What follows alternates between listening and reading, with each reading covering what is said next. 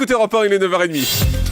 Le journal des médias avec Thomas Joubert qui a connu le Club des 5. Bien sûr. Mais ça n'a rien à voir avec la date de naissance, ces trucs-là. Vous connaissez Victor Hugo et Marcel Proust, et bien alors? Mais justement, mais si ça avait été écrit après vous, Julie. Après moi, mais je suis pas encore morte. Allez, on y va. Oh, le journal des médias, on y va. À la une ce matin, la rentrée de France Télévisions. Le Grand Journal déjà accusé de plagiat et un face-à-face en prime time entre Plus belle la vie et Scène de ménage.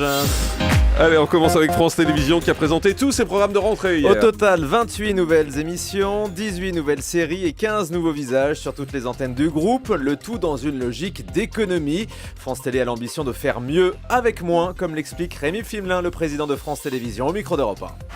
On fait mieux en privilégiant d'abord ce qui sont les choses essentielles de la maison. C'est la création, c'est tout ce qui est lié à l'information, c'est ce qui est lié au vivre ensemble. Donc il faut faire des choix.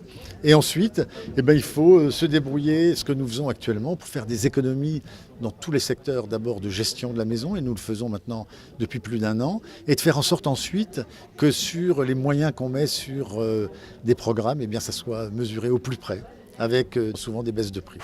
Des baisses de prix et des réductions d'effectifs puisque France Télévisions a officialisé hier un plan de départ volontaire de 600 personnes d'ici 2015. Mais on y reviendra dans un instant avec notre débat du jour. Peut-on réformer France Télévisions? Nous serons avec Enguerrand Renaud du Figaro et Frédéric Oliven, le directeur de la communication externe de France Télé. Du côté des programmes, France 2 lancera son nouveau talk-show quotidien le lundi 16 septembre. Oui, la date a été dévoilée hier, tous les jours de 18h10 à 19h15. Sophia Aram présentera Jusqu'ici tout va bien. L'humoriste et ses complices inviteront une personnalité à maltraiter l'actualité. Le directeur des programmes de France 2, Philippe Villamidjana, y croit beaucoup. Il est interrogé au micro d'Europe 1. L'émission de Sophia, c'est pas un talk, c'est pas un magazine avec un animateur et des chroniqueurs autour.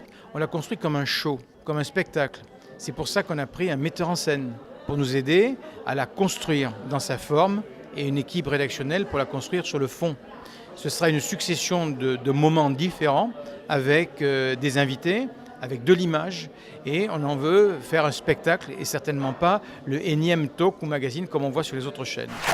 Jusqu'ici tout va bien, donc le titre est peut-être prémonitoire. Parmi les autres grands rendez-vous de cette saison, un 3e volet du Grand Restaurant sur France 2, ce grand show autour de Pierre Palmade, le retour des Inconnus pour une soirée événement, les 30 ans du Petit Théâtre de Bouvard et une émission spéciale pour fêter les 25 ans de télé de Laurent Ruquier. Le Grand Journal d'Antoine Decaune, déjà accusé de plagiat alors que ça a commencé que lundi. En cause, la séquence Pendant ce temps qui rappelle fortement un programme court anglais disponible sur internet et baptisé Meanwhile, ce qui signifie pendant ce temps en français. La pastille de Canal reprend le ton, le format, le concept. La production du Grand Journal avoue s'être inspirée mais sans volonté de plagier, en précisant que le programme original n'a pas été déposé. Le comédien Ariel Mallet de son côté est également accusé de s'être inspiré d'une séquence d'un talk show de Jimmy Fallon aux États-Unis. Et puis autre polémique à propos du Grand Journal, décidément qu'elle rentrait, c'est Daniel Cohn-Bendit qui hier sur Europe 1 affirmait avoir été déprogrammé de la première émission. C'était hier matin sur notre antenne. Daniel Cohn-Bendit expliquait qu'il avait été déprogrammé lundi soir en dernière minute à la demande de Manuel Valls qui aurait exigé d'être seul en plateau. Mais le producteur du Grand Journal que nous avons joint dément totalement cette affirmation. Le ministre de l'Intérieur n'a rien exigé puisqu'il n'était même pas au courant d'une venue de Cohn-Bendit. Il s'agissait juste donc d'un choix éditorial.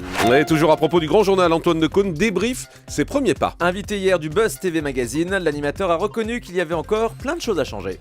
Il y a un format qui s'appelle le Grand Journal, mais aussi de l'envie de faire de la deuxième partie un moment de divertissement moins cadré qu'il ne l'était dans la saison précédente. Donc voilà, toutes les intentions réunies. Au final, l'intention est là. Enfin, pour moi, ma déclaration d'intention, ce que j'ai dit depuis le départ, c'est-à-dire que je voulais alléger un peu, refaire circuler la parole et avoir une deuxième partie qui ressemble plus à l'humeur des live shows américains. Pour moi, tout ça est là. Et après, oui, il y a plein d'ajustements. Voilà, hier, le Grand Journal a attiré 1,5 million de téléspectateurs. C'est 400 000 de moins que lundi, puisque lundi, le Grand Journal avait cartonné avec 1 900 000 personnes devant leur écran.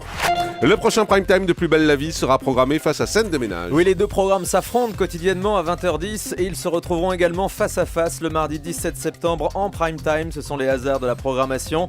Scène de ménage sur M6 fêtera son 4e anniversaire avec un nouveau prime, donc en compagnie de nombreux invités. Du côté de Plus belle la vie sur France 3, ce sera 2 épisodes de 52 minutes. Et puis une nouvelle présentatrice pour l'émission Les Grandes Histoires sur Énergie 12. C'est quelqu'un que vous connaissez bien, Jean-Marc, votre nouvelle co-présentatrice Julie Reynaud, sur à Énergie peine 12. arrivée sur la chaîne. Elle hérite déjà d'une nouvelle émission le dimanche en prime time, Les Grandes Histoires. Donc, le premier numéro sera consacré aux mères adolescentes le dimanche 15 septembre. Et on termine avec le chiffre du jour. 1h25, ce sera la durée de l'émission de Julien Courbet tous les jours sur TMC. La date de lancement et les horaires ont été annoncés hier. Ce sera C'est donc long, hein. à partir du lundi 16 septembre de 18h40 à 20h05, presque 1h30 tous les jours pour résoudre les problèmes de fuite d'eau, tout ça. Voilà, merci Sur beaucoup. TMC à partir du 16. Thomas Joubert.